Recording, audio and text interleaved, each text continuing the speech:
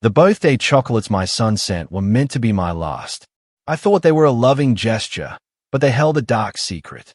What I did next, unknowingly, saved my life and revealed a betrayal so profound. It changed everything. My name is Dorothy, and I'm 69 years old.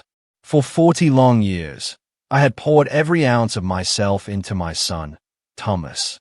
My youth, my dreams, my savings, everything. I adopted him when he was just 2, after his birth parents died. I gave him my name, my unconditional love, my entire life. But that day, my 69th birthday, everything shattered. That exquisite box of artisanal chocolates arrived at my door. It looked like a beautiful gift from a grateful son. Each piece was expensive, a work of art, decorated with golden details, nestled in an elegant box. The card read, "To the best mother in the world, with love, Thomas." I was so touched. It had been months since he'd shown me any real affection. Ever since he married Laura, everything shifted. She swept into our lives like a storm, whispering poison in his ear. "Your mother is too nosy," she'd say. "You're too old for her to be taking care of you." And Thomas, my Thomas, the boy I raised with such love, began to drift away. Visits grew scarcer, calls colder, hugs more distant. Still, I hoped. I truly believed my son would return to the person he once was. That morning, when the chocolates arrived, I dared to think it had finally happened. That he remembered how much he loved me. That Laura hadn't completely destroyed the bond we'd built for so many years. The chocolates looked divine. They were from an exclusive brand, the kind that cost a fortune. But me? Oh, I was always like that, always thinking of others first. These chocolates are too good for just me, I thought. Laura and the kids will enjoy them so much more. My little grandchildren had always been my weakness. Despite their mother's disdain, I adored them. They were my Thomas's extension, the only pure thing left in that toxic relationship. So, I carefully rewrapped the box and headed to Thomas's house, just a short drive from my home in upstate New York. Laura answered the door, as always, with that fake smile I hated. It never reached her eyes, which screamed contempt even as her lips tried to feign courtesy. "Hello, Dorothy," she drawled, the condescending tone she always reserved for me. "What brings you by?" I handed her the box. "Thomas sent these for my birthday," I explained, "but I wanted to share them with you and the children." For a split second, I saw something strange in her eyes. Not surprise, but more like fear, confusion. She quickly composed herself. "What a nice gesture from Thomas," she murmured. "The kids will be thrilled." She didn't invite me in. She never did. There was always an excuse to keep me at the door, as if I were a traveling salesperson, not their grandmother. That time, it was the children sleeping. I went home with a slightly sad heart, but also a certain satisfaction. I had done something good. I had shared the joy of my son's gift with his family. That night, I went to bed, thinking maybe, just maybe, this gesture would smooth things over with Laura. The next day, the phone rang early.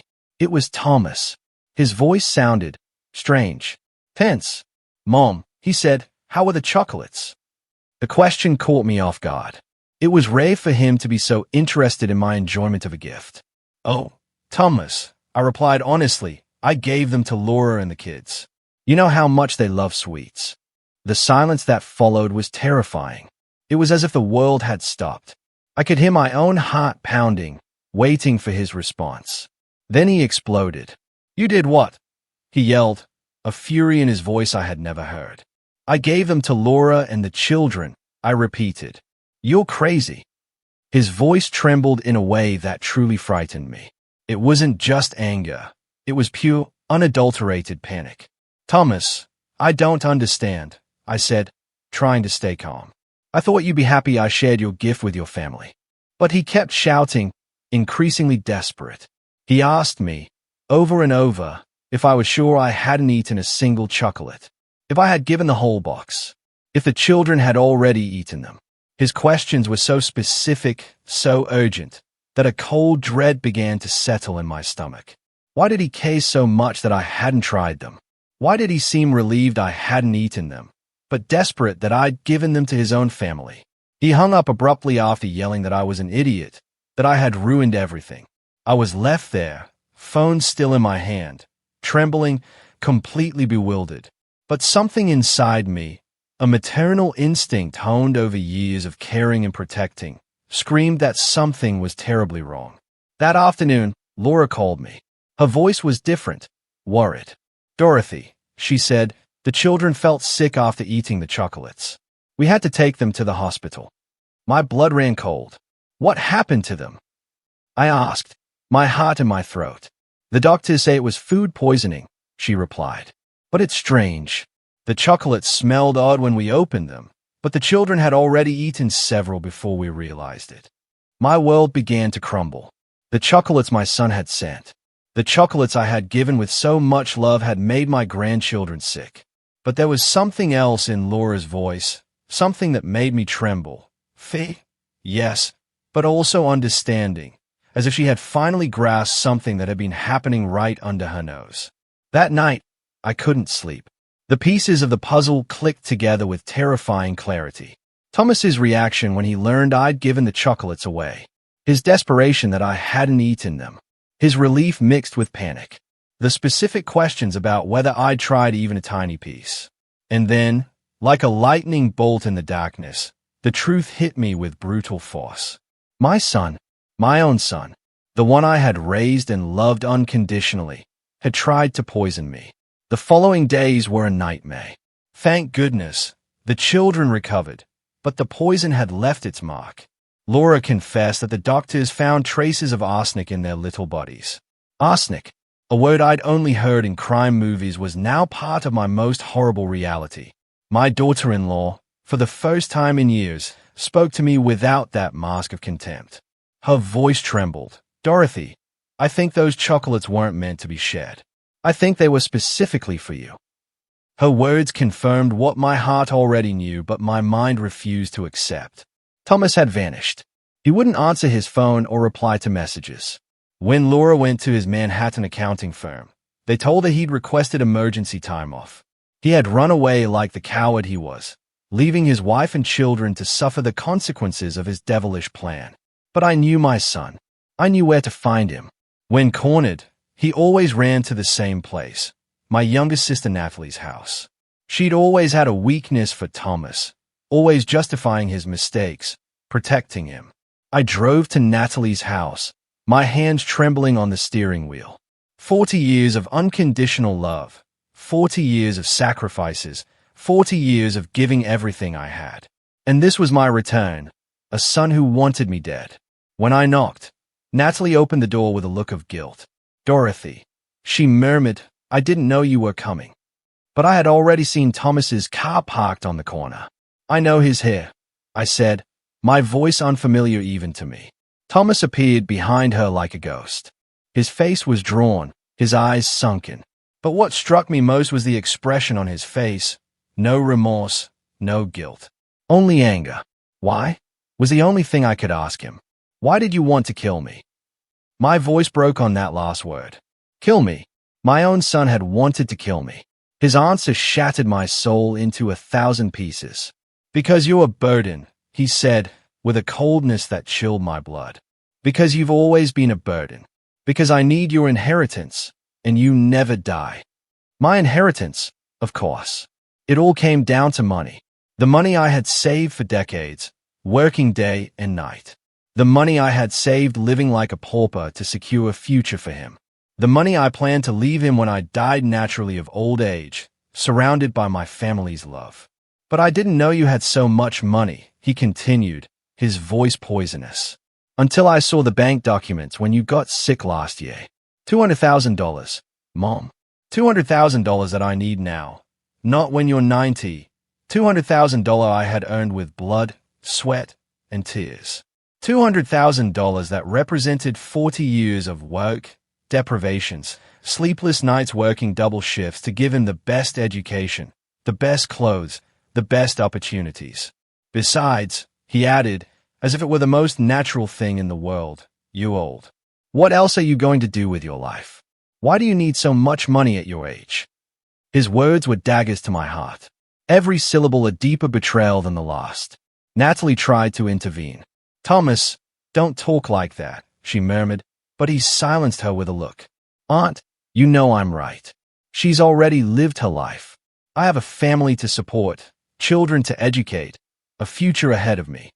"A future built on my corpse," I replied, with a bitterness I didn't know I possessed. "A future bought with my death." He looked at me with contempt, as if I were the crazy one, the villain in this twisted story. "Don't be dramatic," he told me. "It was going to be quick. The chocolates had enough arsenic to look like a natural heart attack. No one would have suspected anything. You would have died peacefully sleeping, and I would have inherited what was going to be mine anyway." His words revealed the chilling depth of his betrayal. This wasn't an impulse, a moment of madness. It was a calculated, meticulous, cold plan. He had researched the poison. He had bought the most expensive chocolates to disguise the taste. He had calculated the exact dose. My death had been planned with the same dedication I had put into planning his birthdays for so many years. And what happened? I asked him, a strange calm settling over me. "Why didn't your perfect plan work?" His face twisted into a grimace of frustration. "Because you're too stupid to eat chocolates your own son gives you," he spat. "Because you always have to be the martyr. You always have to give everything. You always have to be the selfless, saintly mother." The irony was suffocating. The very flaw he criticized in me, my tendency to give rather than receive, had saved my life. My instinct to share his gift with his children had utterly destroyed his homicidal plan. "But the worst part," he continued, his anger rising, "is that now Laura knows everything. The children were about to die because of you. Because of your damn compulsion to share what doesn't belong to you." He blamed me. After trying to murder me, he blamed me for the poisoning of his own children. Laura had appeared in the doorway during our conversation. Her face was pale, her eyes filled with tears. She had heard everything. The final confirmation that her husband had not only tried to kill his mother, but was willing to sacrifice his own children in the process. "Thomas," she said, her voice broken, "how could you? How could you put our children in danger?" He turned to her with the same coldness he'd shown me. "Because nothing was going to happen," he replied. "Because the poison was for her, not for you. But you knew I always share everything with the children." Laura yelled. "You knew there was a chance they would eat those chocolates." Thomas shrugged as if discussing the weather. "It was a calculated risk," he muttered. "A calculated risk. The children I had helped raise, the children who filled my afternoons with joy when everything else had turned gray, had been a calculated risk for him in his plan to murder me. At that moment, I understood. The son I had raised, the boy I had adopted and loved as if he had come from my own body, had died a long time ago. The man in front of me was a stranger, a dangerous stranger who had been able to look me in the eye for years while planning my death. "It's over," I told him, a calm surprising even to myself. "Everything is over between us." He laughed, a bitter, cruel laugh. "What are you going to do, Mom? Call the police? Report your own son? You know you'll never do that. You're too weak. Too weak. For 40 years, I had been too weak to tell him no. Too weak to set limits. Too weak to see that my unconditional love had turned him into a monster. But that day, in that house, in front of the evidence of his absolute betrayal, something shifted inside me. "You're right," I told him. "I've been too weak for too long. But that ends today. Wait and see what a weak woman can do when she finally finds her strength." I turned and started walking toward the door. His screams followed me into the street. He yelled that I was an ingrate, that after everything he had done for me, I was abandoning him. Everything he had done for me. The height of cynicism. Trying to kill me was, in his twisted mind, something he had done for me. That night, in the solitude of my home, I cried as I hadn't cried in decades. I cried for the son I had lost, for the wasted years, for the betrayed love. But above all, I cried for the woman I had been. Naive, permissive, blind to the evil growing before my eyes. When the tears finally stopped, I made a decision. Thomas was right about one thing. I had been too weak. But that weak woman was dying tonight. Tomorrow, A new Dorothy would be born. A Dorothy who had learned that love without limits isn't a virtue. It's complicity. A Dorothy who had discovered that sometimes, to protect yourself, you have to become what your enemies least expect. My phone rang. It was Stanley, my lawyer, an old family friend. "Dorothy," he said, "Laura called me. She told me everything. Are you all right?" For the first time in days, I smiled. "I'm perfect, Stanley," I said, "and I have work for you." The transformation wasn't immediate, but it was total. Over the next few weeks, while Thomas believed he had emotionally destroyed me, I was building the foundations of my revenge. The first step was to move. I couldn't continue living in that house where I had raised a viper, where every corner reminded me of my naivety. Stanley helped me find an apartment in the most exclusive area of the city, the Upper East Side.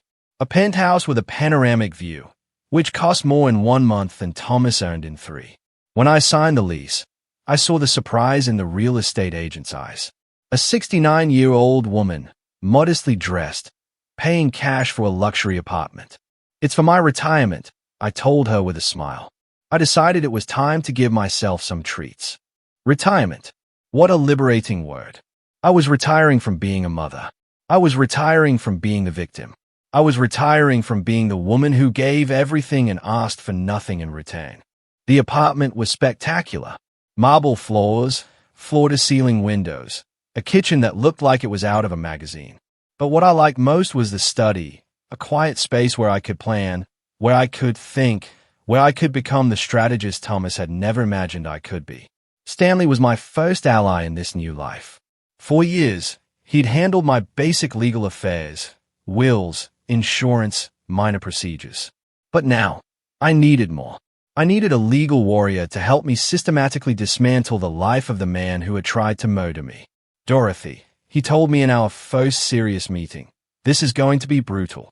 Thomas isn't going to give up easily. He's going to fight. He's going to lie. He's going to try to manipulate the situation." I leaned back in his leather chair and looked him in the eye. "Stanley," I said, "he underestimated me for 40 years. Now it's my turn to surprise him." The first thing we did was secure my money. Thomas knew about the main account, but he didn't know about the other 3. He didn't know about the certificates of deposit I had religiously renewed every year. He didn't know about the stocks I had bought with extra money from my weekend jobs. He didn't know his stupid mother had built a modest but solid financial empire. In total, Stanley told me after reviewing all the documents, we're talking about almost $400,000. Not $200,000 as he believes. $400,000. 40 years of sacrifice turned into economic power. 40 years of living like a poor woman to die like a queen. But money was only a tool. The real weapon was information. Stanley hired a private investigator, a former police officer named Robert, who specialized in family cases. What we discovered in the following weeks left me speechless. Thomas hadn't only planned my death for the inheritance. He had debts I was unaware of. Gambling debts, debts with loan sharks, debts that had turned my death into an urgent necessity for him. My son was not just a frustrated murderer. He was a bankrupt gambler who had bet his family's future at my expense. "There is the evidence," Robert said, handing me a folder full of photographs, documents, bank records. "Your son owes more than $50,000 to very dangerous people. People who don't accept excuses." The photograph showed him in Atlantic City casinos, in clandestine betting houses in Queens, in nighttime meetings with threatening-looking men.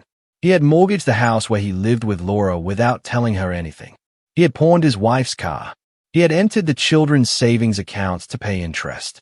My son was not only a murderer, he was a thief who had stolen his own family's future. "Laura doesn't know anything about this," Robert continued. "He has been lying to her for months. He tells her he has problems at work, that payments are late, that they need to economize. But the truth is that he's using the house money to gamble." The information was devastating, but it was also perfect. Thomas had built his own prison with his lies and addictions. I just had to push the bar so everything would collapse. By the way, if you're still with me, make sure to hit subscribe. More unbelievable stories are coming. Meanwhile, he thought he had defeated me. 3 weeks had passed since our confrontation at Natalie's house, and I had given no sign of life. I hadn't called him. I hadn't shown up at his house. I hadn't made any drama. In his narcissistic mind, this confirmed his theory. I was too weak to face him. But I was working. Every day from my new apartment, I coordinated the next moves with Stanley. Every night, I reviewed Robert's reports, learning more about the monster my son had become. Every dawn, I planned the next step of my meticulous revenge. The first phase was psychological. I needed Thomas to feel like he was in control, that he had won. I needed him to become complacent, to lower his guard. That's why I had given no sign of life. That's why I had let him believe I was hiding in some corner, crying and feeling defeated. Stanley had explained the legal process to me. We have evidence of the attempted poisoning, he told me, the children's medical analysis, Laura's testimony, the recordings you made of his confessions. Yes, I had recorded our entire conversation at Natalie's house. A small device Robert had given me, hidden in my purse. But, Stanley continued, a criminal process is going to be long and complicated. There will be media coverage. There will be public scandal. Are you prepared for that? I was more than prepared. After 40 years in the shadows, I was ready to come out into the light and show the world who Thomas really was. Besides, he added with a smile, we have evidence of fraud, embezzlement, and financial manipulation. We can destroy him economically before the criminal process even begins. Economically. The words sounded delicious. Thomas had tried to kill me for money. Now, he was going to lose all his money for trying to kill me. During those weeks of silence, I also worked on myself. I hired Yolanda, a personal stylist who completely transformed my image. Goodbye to old, conservative clothes. Goodbye to gray, unkempt hair. Goodbye to the hunched posture of a defeated woman. When Yolanda finished with me, I didn't recognize myself in the mirror. My hair was dyed an elegant brown, cut in a modern style that took 10 years off me. My clothes were sophisticated but not ostentatious. Quality suits, designer shoes, discreet but expensive accessories. Dorothy, Yolanda told me, admiring her work, you look like a woman of power. A woman of power. I like the sound of that. For 40 years, I had been a woman of service, a woman of sacrifice, a woman of shadows. Now, it was time to be a woman of power. The last element of my transformation was the most important, my attitude. I hired a personal coach, a psychologist specializing in female empowerment. Dorothy, she told me in our first session, you have to stop seeing yourself as a victim. You are a survivor. You are a warrior. The sessions were revealing. For decades, I had confused love with submission, kindness with permissiveness, motherhood with total self-denial. I had raised a monster because I was afraid of being a bad mother if I set limits. True love, the psychologist explained to me, includes consequences. If there are no consequences for bad actions, there is no love. There is complicity. Complicity. For 40 years, I had been an accomplice in my son's transformation into a sociopath. But no more. The new Dorothy was not an accomplice to anyone. The new Dorothy was a force of nature about to unleash upon Thomas's world like a devastating hurricane. One night, exactly 1 month after our confrontation, I decided it was time to make my first public appearance. I carefully chose the location, the most exclusive art gallery in the city, exhibiting a private collection of contemporary paintings. I dressed in a black designer suit, high heels that made me look taller and more imposing, and jewelry I had bought that very afternoon. When I arrived at the gallery in a luxury taxi, the society photographers turned to look at me. They didn't recognize me, but they instinctively knew I was someone important. I walked through the gallery, mingling with collectors and critics. For the first time in decades, I felt in my element, elegant, sophisticated, powerful. And then I saw him. Thomas was in the opposite corner of the gallery, accompanied by Laura. She looked tense, uncomfortable, clearly out of place in that luxurious environment. He was trying to impress some businessman, probably looking for new victims for his scams. Our eyes met across the room. I saw the shock on his face when he recognized me. The defeated woman he had left crying a month ago had been replaced by this sophisticated and mysterious version of his mother. I approached slowly, savoring every step. When I reached him, I smiled with a poisonous sweetness. "Hello, Thomas," I said, my voice dripping power. "What a surprise to run into you here." His face had turned pale. Laura looked at me with a mixture of admiration and confusion. The businessman talking to Thomas turned toward me with curiosity. "Mom," he stammered, "what are you doing here?" His voice trembled slightly. For the first time in his life, my presence intimidated him. "I'm enjoying my retirement," I replied, taking a sip of champagne. I decided it was time to treat myself. The word retirement echoed in the air like a veiled threat. The businessman looked at us with interest. It was obvious there was family tension, but it was also obvious that I was not the victim they had imagined. "Retirement?" one of them asked politely. "What are you retiring from, Mom?" "From being too generous," I replied, not taking my eyes off Thomas. "Sometimes when you give too much, people get used to receiving. There comes a point where you have to stop giving and start collecting." Collecting. The word floated in the air like a promise of a storm. Thomas knew exactly what it meant. His time of taking without giving had ended. He knew the hunt had begun, and now he was the prey. The following days were of exquisite tension. Thomas knew something had changed, but he didn't know what. He had seen me at the gallery, transformed into a woman he didn't recognize, and that made him uneasy. He began calling me obsessively, but I didn't answer. I let his calls go to voicemail, where I could hear his growing nervousness. "Mom, answer the phone," he said in his messages. "We need to talk. I need to know what you are planning." "What are you planning?" For the first time in his life, he was the one who was afraid of me. For the first time, I was the predator and he was the prey. Stanley had begun the legal phase of my revenge. The first step was to file a civil lawsuit for attempted murder, armed with all the evidence we had gathered: the children's medical analysis, the audio recordings, the testimonies of Laura and the medical staff who had treated my grandchildren. "Dorothy," Stanley told me in his office, "this lawsuit is going to be a scandal. The media are going to cover the case. Your story is going to be on every newscast." "Perfect," I said. I wanted the whole world to know who Thomas really was. I wanted his neighbors in Connecticut, his co-workers, his friends to know that he had tried to murder his own mother. But the civil lawsuit was only the appetizer, Stanley continued. The main course was the investigation Robert had completed into Thomas's illegal activities. Mortgage fraud, misuse of family funds, defrauding loan sharks, tax evasion.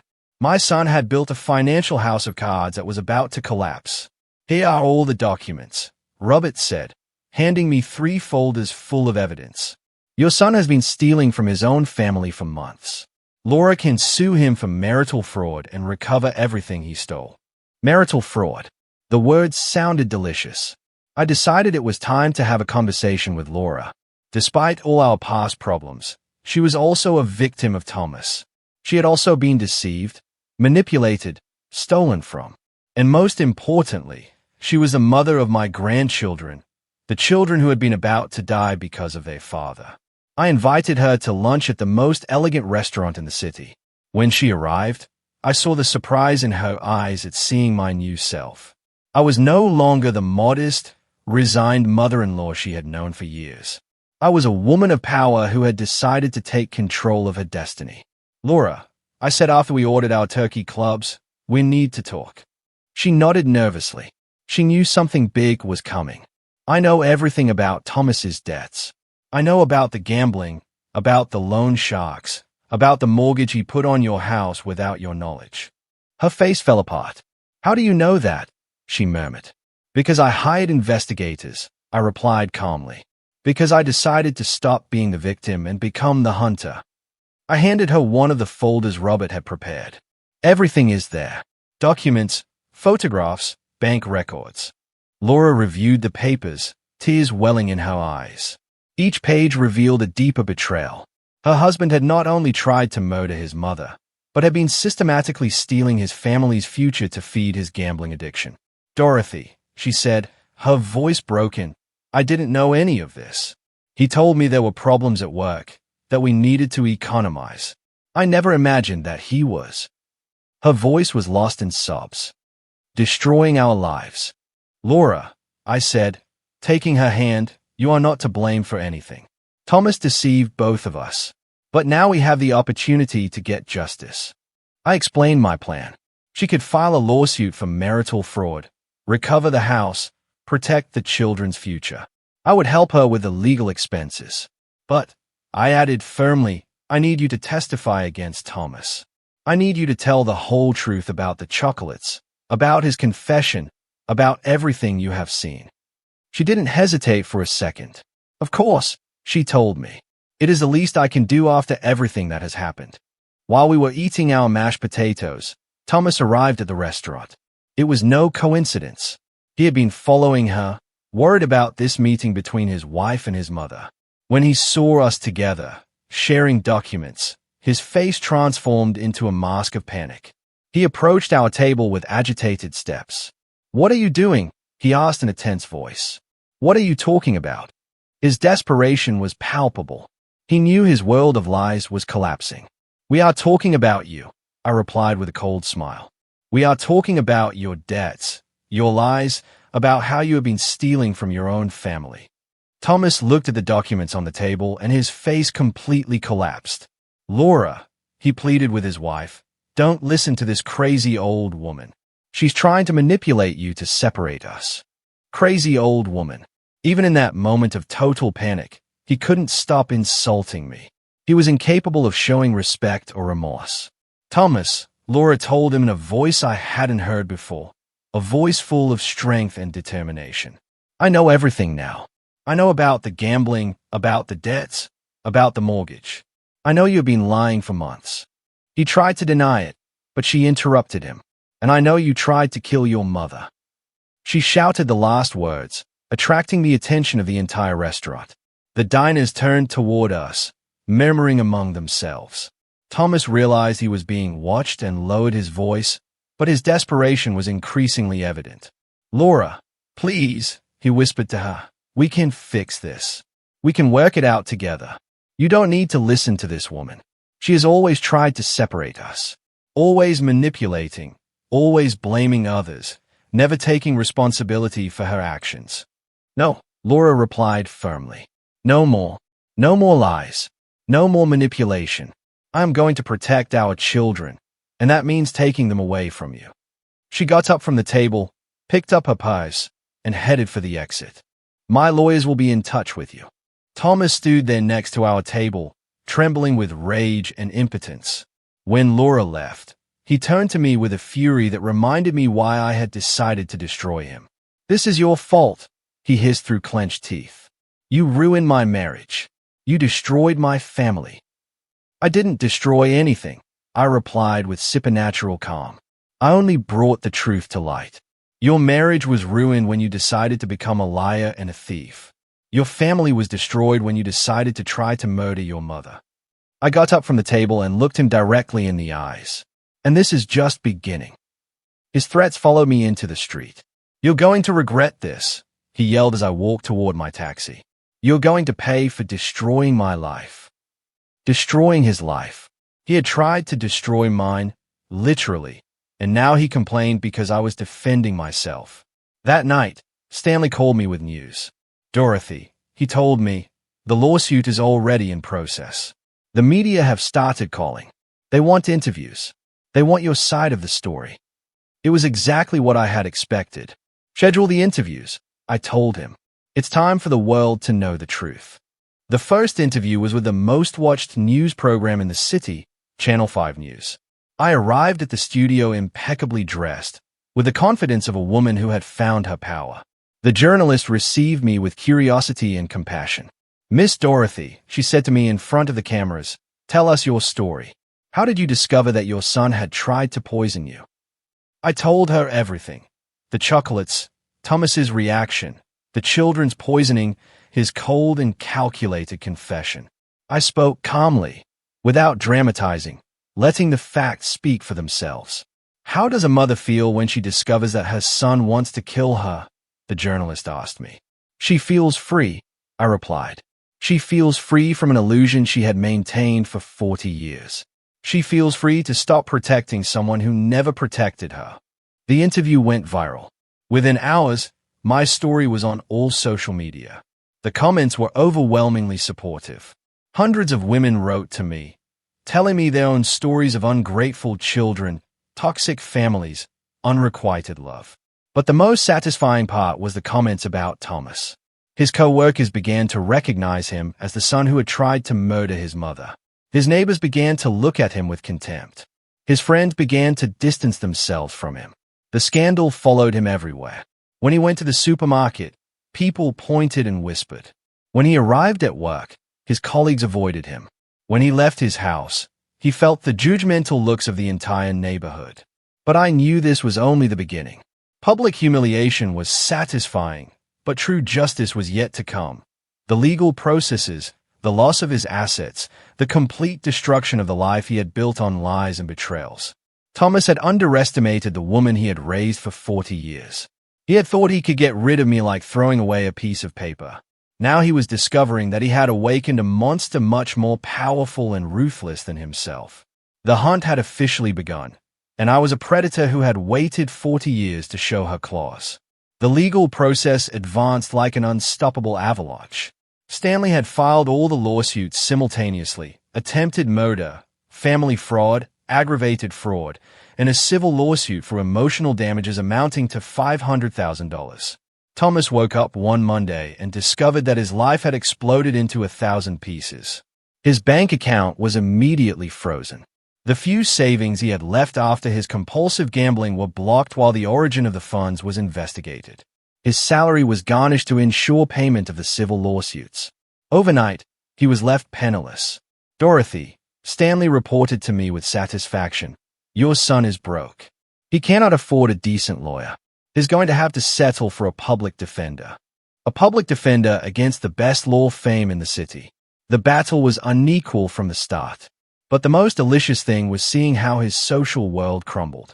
The video of my television interview had generated such a scandal that the media began to investigate Thomas's life more deeply. Soon, his gambling debts, his scams against co-workers, and his systematic lies came to light. His boss called him to an urgent meeting. "Thomas," he said, "the company cannot afford to have its name associated with this scandal. You are terminated, effective immediately. 20 years working at the same company, eliminated by a scandal he himself had created." The loan sharks, who had been pressuring him for his gambling debts, saw the news and decided to accelerate their collections. They knew that if they didn't act fast, they wouldn't recover a single dollar. They began showing up at his house, calling him at all hours, openly threatening him. One night, while I was enjoying a glass of wine in my luxury apartment, I received a call from Laura. She was crying. "Dorothy," she told me between sobs, "men came to the house, armed men. They said that if Thomas doesn't pay them tomorrow, they are going to take the house and everything in it." "Where is Thomas?" I asked her. "He disappeared," she replied. "When he saw those men, he ran out the back door. He left me alone with the children to face those criminals. Cowardly until the end. When things got tough, he abandoned his family to save his own skin." "Laura," I told her firmly, "take the children and go to your mother's house tonight. Tomorrow morning, we are going to fix this." The time had come to show my next hand. The next morning, I arrived at Thomas's house, accompanied by Stanley and 2 bodyguards I had hired. The loan sharks were there, inspecting the property, calculating what they could take to cover the debt. When they saw me arrive, they approached with curiosity. The leader of the group, a Bailey man with scars on his hands, said to me, "Are you related to Thomas?" "I am his mother," I replied with the same calm I would use to talk about the weather. "And I have a proposal." I pulled a signed check from my purse. "This is the exact amount my son owes you," I told them. $53,000. Take it and forget about him forever." The men looked at the check in surprise. They didn't expect an elegant woman to show up with $50,000 in cash. "Why would you do this for him?" the leader asked me. "I'm not doing it for him," I replied. "I'm doing it for my daughter-in-law and my grandchildren. They are not to blame for living with a gambler." The man took the check, examined it carefully, and finally nodded. "Deal. Your son is debt-free with us." When they left, Laura came out of the house with tears in her eyes. "Dorothy," she said, I cannot accept that you pay Thomas's debts. I am not paying them for him, I explained. I am paying them for you all, and it is not for free. I handed her a document that Stanley had prepared. It is a property transfer, I explained. The house is now in your name. Thomas no longer has a legal right to it. And this, I handed her another paper, is a loan agreement. You owe me $53,000, but you can pay it in small installments over the next 20 years. It was a perfect agreement. Laura was protected. The children had a safe home. And Thomas lost his last economic resource. When he finally showed up, he would discover that he no longer owned anything. That afternoon, Thomas finally deigned to call me. His voice sounded desperate, broken. Mom, he pleaded, I need your help. The loan sharks are going to kill me if I don't pay them. I need money. I need you to forgive me. I need. Thomas, I interrupted him coldly. I already paid your debts. I could hear his sigh of relief on the other side of the line. Thank you, Mom. I knew you wouldn't abandon me. But I didn't do it for you, I continued. I did it for Laura and the children, and you no longer have a house. I transferred it to your wife's name. The silence that followed was absolute. What? He finally murmured. The house is no longer yours. Your wife owes me the money, not you. You have nothing more to do with that property. His breathing became agitated. You can't do that, he yelled. It's my house. I bought it. Did you buy it with money you stole? I replied, and now it has returned to legitimate hands. Laura and the children are protected. You are on your own. I hung up the phone without waiting for his response. The following days were of delicious tension. Thomas showed up at the house, but Laura had already changed the locks. When he tried to force his way in, she called the police. The officers arrived and explained to him that he no longer had a legal right to the property. But she's my wife, he yelled as they escorted him out of his own house. I have a right to be here. Sir, the officer told him, your wife has requested a restraining order. You cannot approach within 200 yards of this property. Restraining order. Laura had followed my advice to the letter. Now Thomas had not only lost his house, but legally could not go near his family. He was a complete pariah, rejected by society, and abandoned by his own. Homeless, jobless, penniless. Thomas was forced to take refuge in a cheap, run-down motel. But even that became unsustainable when the media began following him. Reporters constantly harassed him, asking him about the attempted murder, about his debts, about his gambling addiction. One night, desperate and humiliated, he decided to do something he considered intelligent, but which turned out to be the final nail in his destruction. He created a social media profile and began live streaming, trying to tell his side of the story. My mother is crazy, he said in front of his phone camera from a dating motel room. She is making all this up because she wants attention. I never tried to poison anyone. The chocolates were normal. She is manipulating my whole family against me. But the internet does not forgive. Users began bombarding him with specific questions he could not answer. Why was there arsenic in the chocolates? They asked. Why did your children get poisoned? They insisted. Where is the proof that your mother is lying? His broadcast went viral, but not in the way he expected. It went viral as an example of pathological narcissism, as the live confession of a man who could not accept responsibility for his actions. The comments were brutal, ruthless, merciless. This guy really thinks we're stupid, someone wrote. His own wife is reporting him and he says it's all a lie, added another. Typical psychopath, always blaming others, commented a third. But what really sealed his fate was when someone asked him directly, if you are innocent, why don't you sue your mother for defamation? Thomas was speechless. He could not sue me because he knew I had all the evidence. He could not deny the attempted poisoning because the evidence was irrefutable. His silence at that question was interpreted by everyone as an admission of guilt. The broadcast ended abruptly when he began receiving death threats. He had tried to manipulate public opinion and had achieved exactly the opposite. The next day, clips of his broadcast were on every newscast. Behavioral analysts dissected him as a case study of malignant narcissism.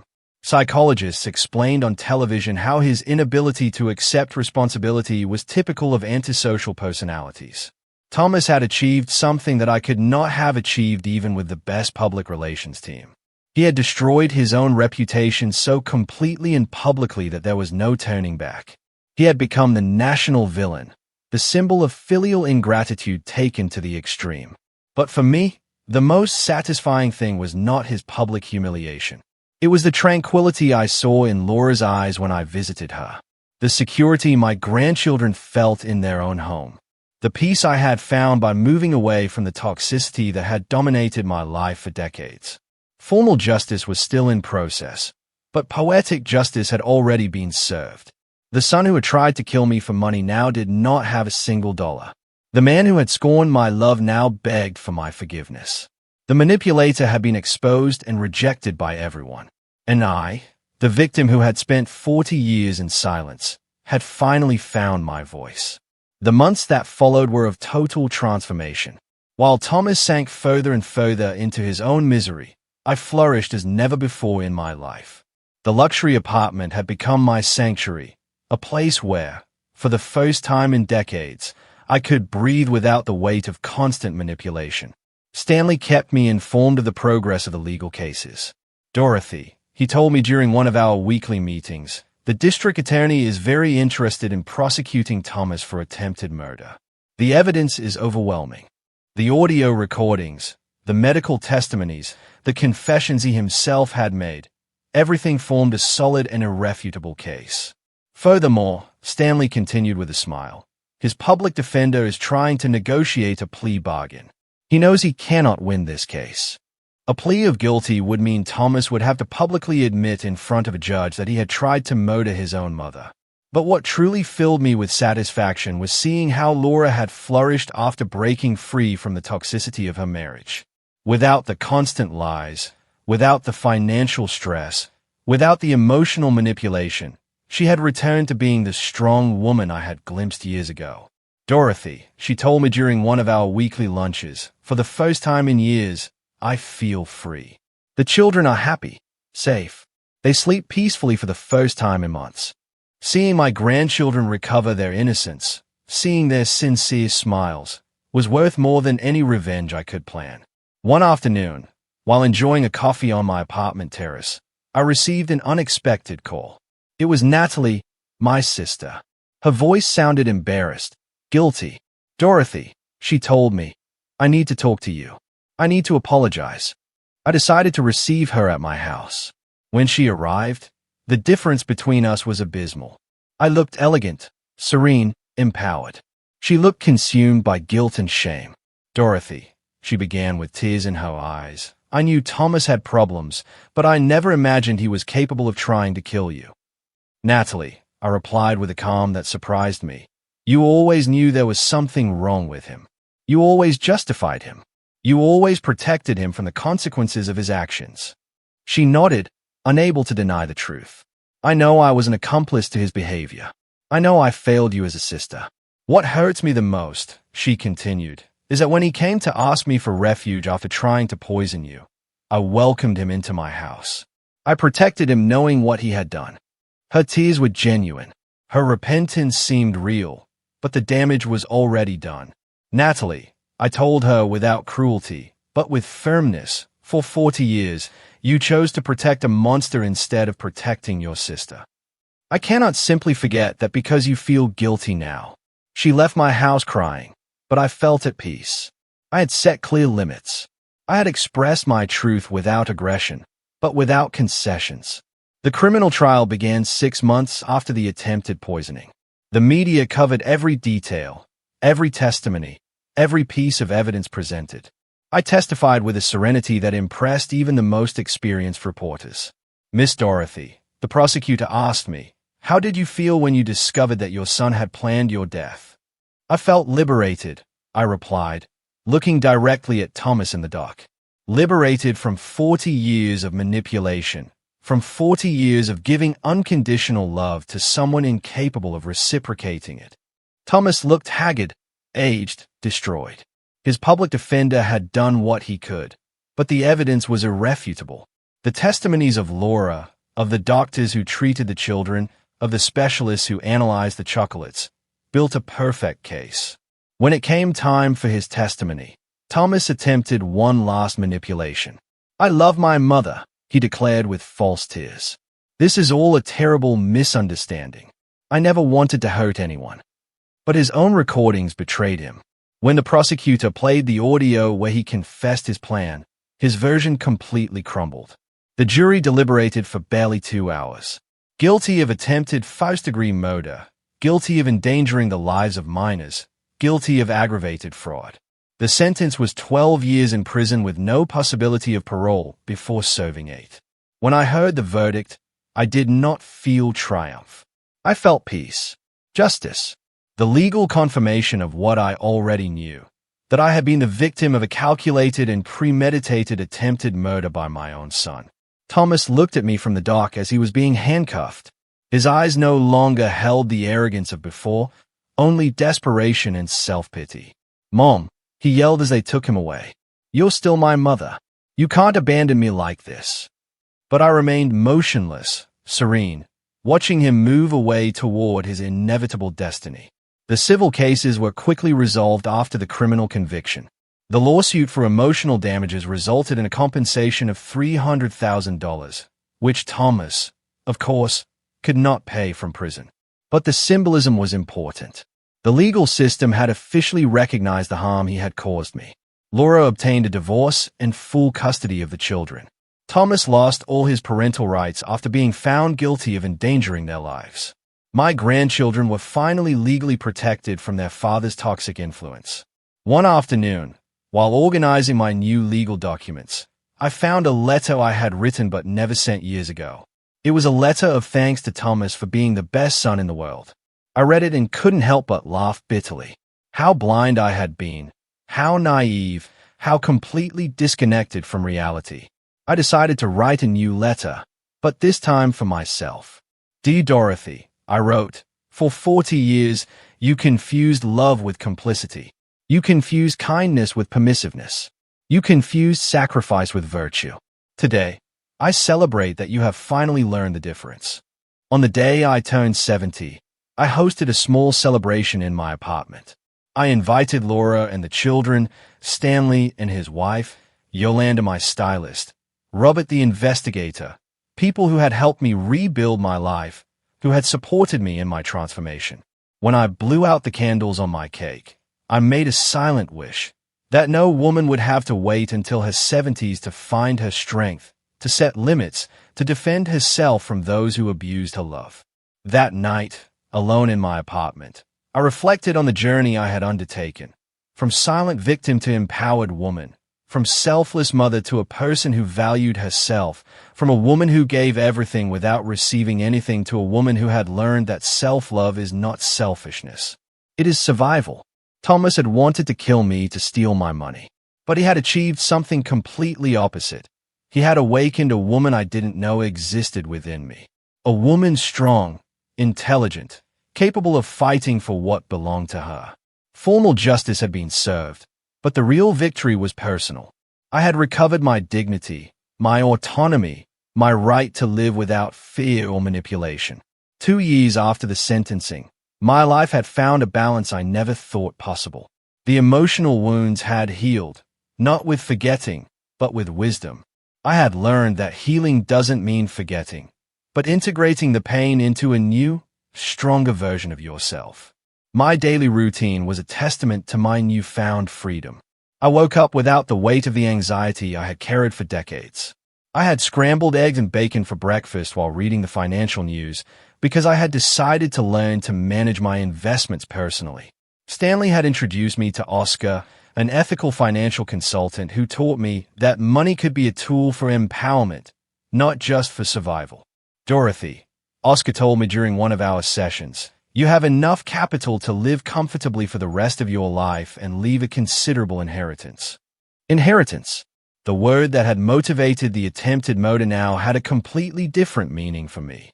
I had decided to create a trust for my grandchildren, administered by Laura until they turned 25.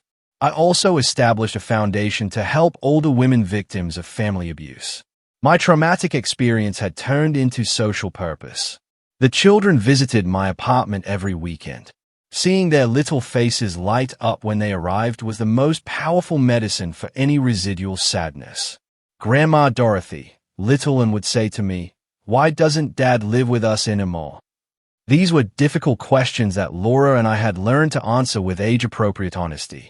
Dad made choices that hurt a lot of people, Laura would explain. Sometimes when someone hurts others, they have to go to a special place to learn how to behave better. The children accepted these explanations with a natural resilience of childhood, but I knew they would eventually need more details. One afternoon, while playing with my grandchildren in Central Park near my apartment, I saw an older woman sitting alone on a bench. She looked sad, lost, with that expression that I knew too well. I approached and started a conversation. "I'm Yolanda," she told me. Not Yolanda the stylist, but another woman who coincidentally had the same name. "I live with my son and his wife, but I feel invisible. They treat me like a burden." Her story resonated deeply with me. It was like seeing my past reflected in another person. I told her my experience, without dramatic details, but with the honesty of someone who had traveled through the same darkness. "Yolanda," I told her, "you do not have to accept being treated as a burden. You have rights. You have value. You have options." That conversation became the germ of something bigger. I began organizing weekly meetings in my apartment for older women facing similar situations. We called it the Circle of Strength. Every Thursday afternoon, my living room filled with stories of survival, mutual support, of women rediscovering themselves. Stanley helped me formalize the foundation. The Dorothy Foundation for the Dignity of the Older Woman, it was finally called. Our first project was a temporary shelter for elderly women victims of family abuse. The second was a free legal assistance program. The media began calling me to talk about the issue of elder abuse. My story had resonated so much that I became, without seeking it, a voice for other victims. Family abuse doesn't always leave visible bruises, I would say in interviews. Sometimes the abuse is emotional, financial, psychological. One morning, exactly 3 years after the attempted poisoning, I received a letter from prison. It was from Thomas. My first impulse was to throw it away unread, but curiosity won out. I opened it with trembling hands. "Dear Mom," it began in shaky handwriting. "I know I don't deserve your forgiveness, but I need you to know that I've been reflecting on what I did." The letter continued with what seemed like genuine apologies, expressions of remorse, promises of change. But there was something in the tone that felt familiar. Subtle manipulation, the attempt to elicit pity. "I've been going to psychological therapy," he wrote. "The psychologist says I have deep issues that come from my early abandonment, from the death of my biological parents." Even from prison, he continued to blame others for his decisions. He was still incapable of assuming full responsibility. "Please, Mom," the letter ended. "Give me a chance to repair the damage I caused. Agree to visit me. I need to see you. I need your forgiveness to be able to heal. I need. It had always been about what he needed, never about what I needed or deserved. I showed the letter to my psychologist, the doctor who had helped me through my healing process. "Dorothy," she told me after reading it, "how do you feel reading this?" "I feel sorry," I replied. "But not for him. I feel sorry because after 3 years in prison, he still doesn't truly understand what he did." "Are you going to answer him?" she asked. "Are you going to visit him?" I reflected for days on that question. Part of me, the mother I had been for 40 years, felt the obligation to respond. But the new woman who had emerged from the ashes knew that my healing did not depend on forgiving the person who had tried to kill me. I finally decided to write a response, but not the one he or I expected. "Thomas, I'm glad to know that you are reflecting on your actions. However, my healing process does not require seeing you or forgiving you. I have learned that forgiveness is for the benefit of the one who forgives, not the one who asks for it. I have built a fulfilling life without you." My letter continued. "I have found peace, purpose, and happiness. Your absence is not an emptiness in my life. It is a space filled with tranquility. I hope you find your own redemption. But my path to healing no longer includes trying to save you from the consequences of your decisions. I signed the letter simply as Dorothy, not as Mom. That title had been revoked the day he decided to become my potential killer. I sent the letter and felt a profound release. I had definitively closed the last chapter of that toxic relationship. Laura had also rebuilt her life. She had started studying psychology, inspired by our experience. I want to help other families identify signs of manipulation before it's too late, she told me. Her transformation from silent victim to active advocate was inspiring. The children were growing up healthy and safe. They occasionally asked about their father, but without the anguish they had shown during the years of family toxicity. Emotional stability had replaced the constant chaos that had marked their early years. One afternoon, while reviewing the Foundation's reports, I realized something extraordinary. In 2 years, we helped more than 200 older women escape abusive situations. Some had recovered properties stolen by manipulative children. Others had found the courage to report abuse. All had rediscovered their dignity. My personal story of survival had become a beacon of hope for other women. The attempted murder that had sought to silence me forever had ended up amplifying my voice beyond what I had ever imagined. That night, as I gazed at the city from my terrace, I reflected on the perfect irony of my situation. Thomas had wanted to kill me to steal my inheritance, but he had managed for me to build a much more valuable legacy, a foundation that would last beyond my death, helping generations of women find their strength. The woman I had been for 70 years had symbolically died on the day of the poisoned chocolates. The woman who had been born from those ashes was stronger, wiser, more complete. I had learned that sometimes to find the light, you have to go through the deepest darkness.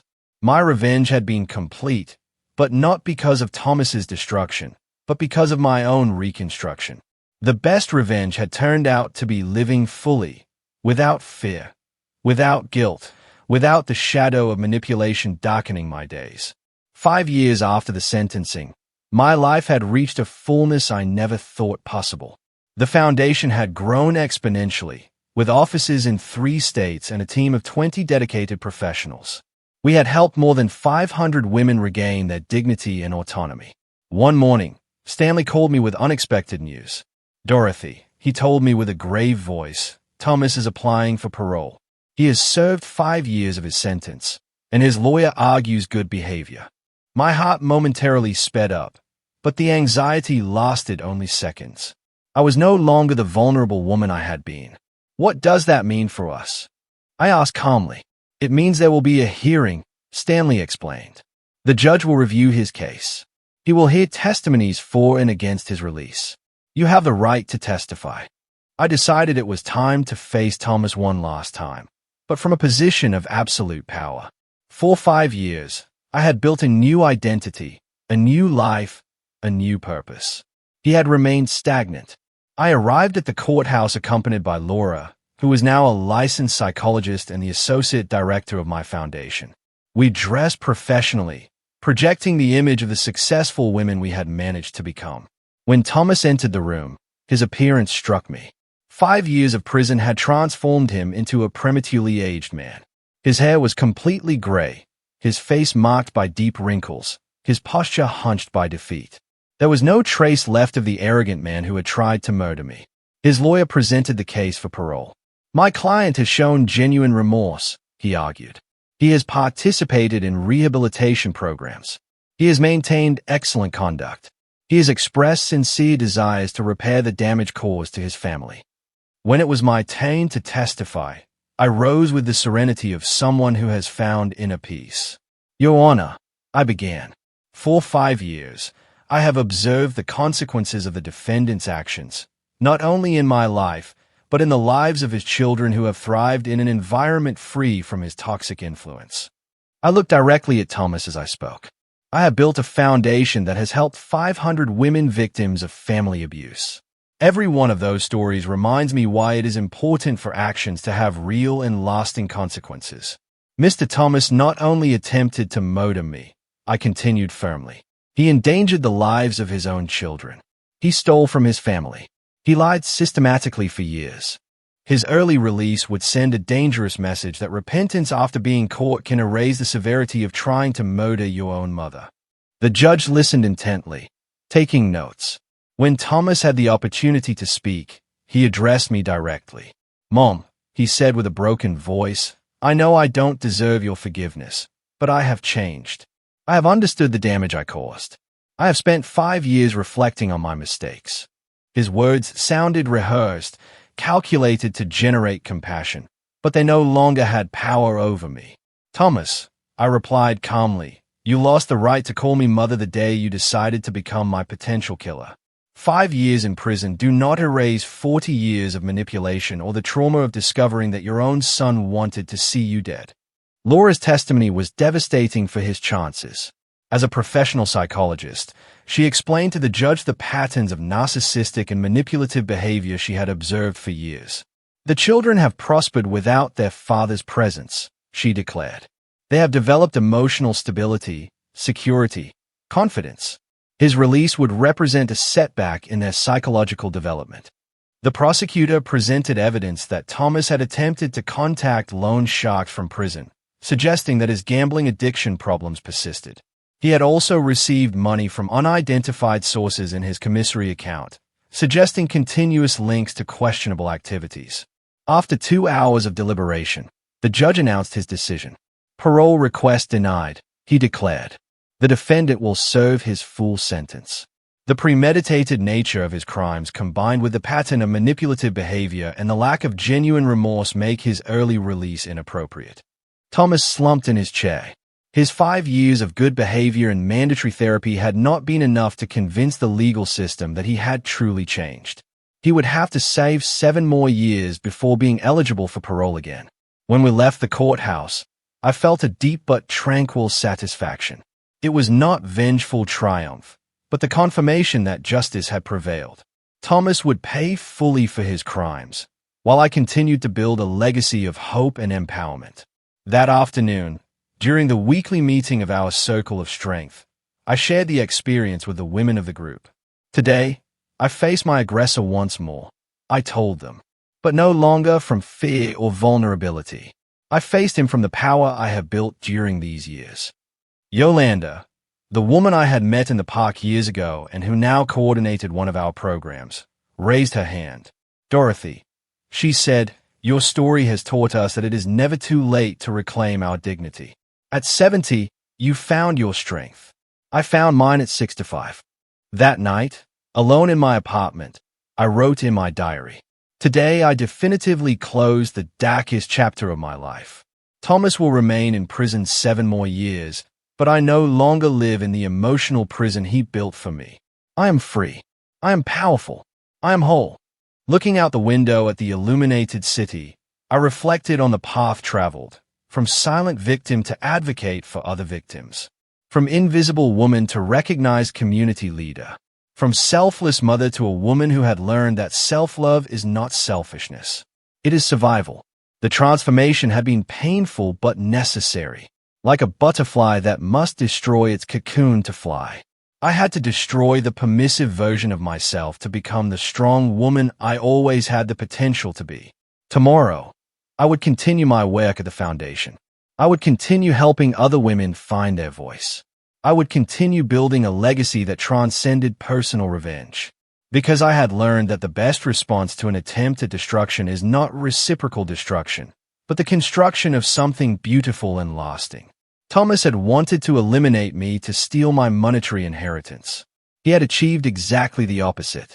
He had awakened a much more valuable inheritance in the form of strength, wisdom, and purpose that I now shared with hundreds of women. Justice does not always come fast, but when it comes, it is complete and definitive. 10 years had passed since the day that changed my destiny forever. Now at 79, I contemplated my life with a deep satisfaction I never thought possible.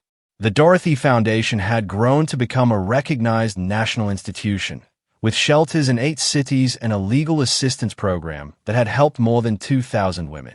My grandchildren, now teenagers, visited every weekend, and was 16 and had decided to study law, inspired by our family history. "Grandma," she told me during one of our conversations, "I want to be like you. I want to defend people who cannot defend themselves." Her younger brother Charles, who was 14, showed an extraordinary emotional maturity for his age. Laura had become a nationally recognized psychologist, specializing in family dynamics. Her book, Finding Your Strength After 70, had become a bestseller and been translated into several languages. One spring morning, while reviewing correspondence in my foundation office, I received a call that transported me to the past. It was the warden of the prison where Thomas was serving his sentence. "Miss Dorothy," he told me with a grave voice, "I have to inform you that your son passed away last night." The news impacted me, but not as I had expected. I did not feel maternal pain or devastating loss. I felt a strange mixture of sadness for what could have been and relief for the definitive closing of that chapter. "What happened?" I asked with professional calm. "It was a sudden heart attack," the warden explained. "The doctors say he had developed severe heart problems, probably related to stress and depression. He died sleeping, without pain." The irony was absolute. He had planned my death by heart attack with poisoned chocolates, and he had finally died of a real heart attack. "He left a letter addressed to you," the warden continued. "He wishes for us to send it to you." After a moment of reflection, I agreed to receive it. I needed to know his last words, not out of nostalgia, but to completely close this cycle of my life. The letter arrived 2 days later. I opened it with steady hands, without trembling or anxiety. "Dear Mom," it began in shaky handwriting. "I write this knowing that I will probably die in this prison. For 10 years, I have reflected on what I did, on the monster I became. I understand now that there is no possible forgiveness for trying to murder the woman who gave me everything." It continued, "I do not seek your compassion or your absolution. I just want you to know that my last conscious thought was of genuine regret for having failed you so profoundly. I have followed your work with the foundation from here," he wrote. "The other inmates show me newspaper articles about your achievements. It fills me with a strange mixture of pride and shame. Pride because you are extraordinary. Shame because I almost destroyed someone so valuable." The letter ended with words that surprised me with their apparent sincerity. "I die knowing that the world is a better place because you survived and prospered. I hope my death brings you the final peace you deserve. With love and eternal remorse, Thomas." After reading the letter, I put it away in my desk. I did not feel the need to cry or to forgive posthumously. I simply felt that a very long and painful book had finally reached its last page. The funeral was a small, private ceremony. Laura, the children, Stanley, and I attended. There were no emotional or nostalgic speeches. It was a sober farewell to someone who had chosen the path of destruction and had paid the full consequences. And, with the wisdom of her 16 years, approached me after the service. "Grandma," she said, "are you sad?" "I'm at peace," I replied. "Sometimes the deepest sadness is for what never was, not for what was lost."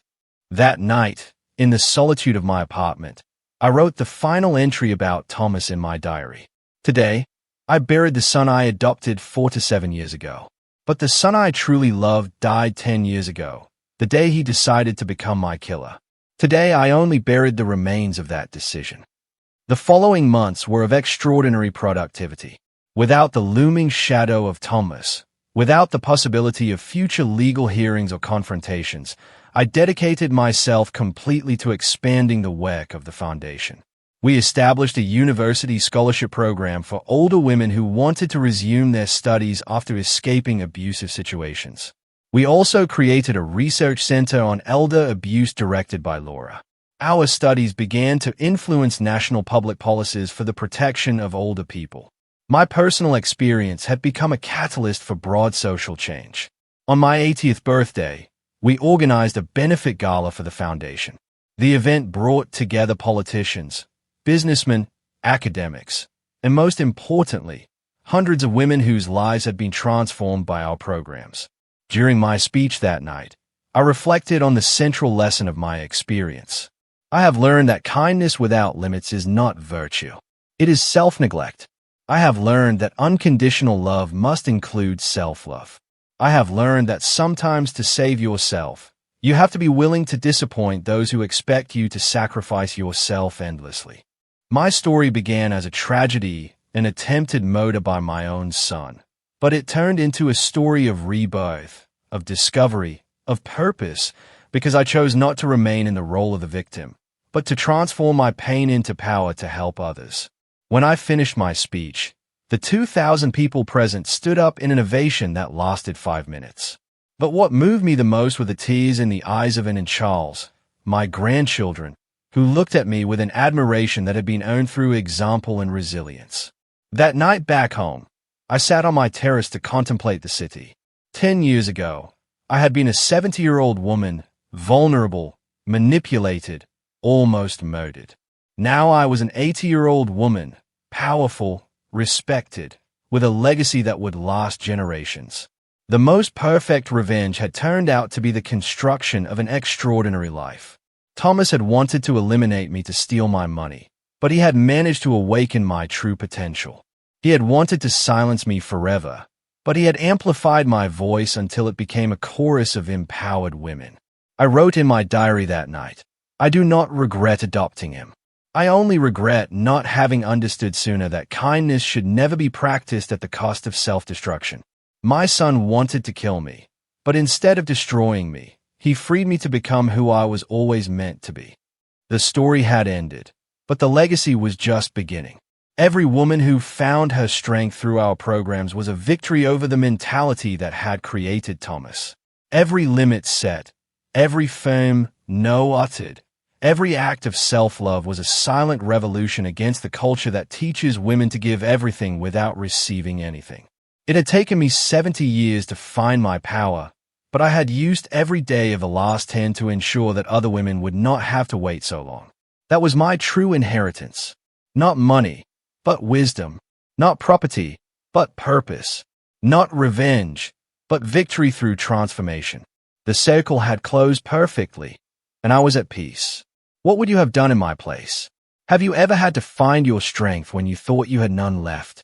Tell me what you think in the comments below. I really want to know.